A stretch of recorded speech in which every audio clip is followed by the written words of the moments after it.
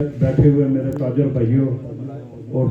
جو action committee Muzaffar آباد action committee کے نام سے جو بنی ہوئی ہیں ان کے جتنے بھی رہنما ہیں اور جتنے بھی اس ٹیم کا حصہ ہیں ان سب کو مدینہ مارکیٹ آمد پہ دل کی اتھاہ گہرائیوں سے خوش آمدید کہتا ہوں۔ یہ جو چارٹر آف ڈیمانڈ ہے یہ ہماری جو ایکشن کمیٹی ہے اس کی طرف سے جو بنایا گیا ہے مدینہ مارکیٹ انجمن تاجران مدینہ مارکیٹ اس کی مکمل حمایت کرتی ہے۔ ابھی میں سوشل میڈیا دیکھ رہا تھا تو اس میں مختلف باتیں کی جا رہی ہیں۔ شوکت صاحب آپ کے لیے صرف اتنا ہے، اس شعر کے ساتھ میں سٹارٹ کروں گا، اٹھ باندھ کمر کیوں ڈرتا ہے، پھر دیکھ خدا کیا کرتا ہے، وہ توحید المنتشا و فضل المنتشا۔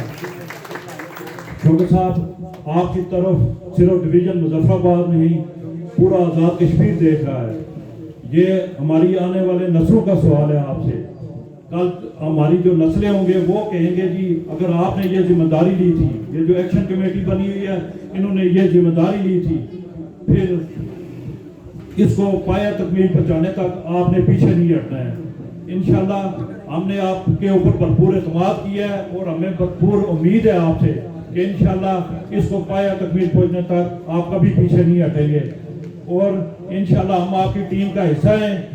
نہ کبھی ہم بکیں گے نہ کبھی پیچھے ہٹیں گے۔ اس کے ساتھ ساتھ ہماری جو مدینہ مارکیٹ کے یہ جو جوائنٹ ایکشن کمیٹی ہے اس میں جو مسائل ہیں خاص کر بجلی کے، اب یہی بجلی آپ گلگت میں دیکھیں ان کو 3 روپے 5 روپے یونٹ دی جا رہی ہے، وہ بھی پاکستان کے زیر سایہ ایک حصہ ہے اور آزاد کشمیر بھی ہے۔ ہم ان سے یہ مطالبہ کرتے ہیں کہ ہمیں اسی حساب سے 2 روپے 3 روپے یا 5 روپے یونٹ بجلی ہمیں مہیا کی جائے۔ آٹے کی قلت ہے، آٹا وہاں کو بالکل نہیں مل رہا ہے اور خاص کر جو مہنگے ریٹوں پہ دے رہے ہیں ہمیں سبسیڈائز آٹا فراہم کیا جائے۔ اس کے علاوہ جس طرح 84 دن یہ دریا بچاؤ کمیٹی جو مظفر آباد کے لیے دن رات بیٹھے رہے ہیں، اس صورت میں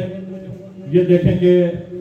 کچھ ہفتے پہلے ہمارا یہ ڈیم ٹوٹ گیا تھا، مظفر آباد میں کیا پوزیشن رہی ہے گرمی کی، اب وہ دوبارہ بحال ہو گیا ہے، اس کی پوزیشن آپ دیکھ رہے ہیں۔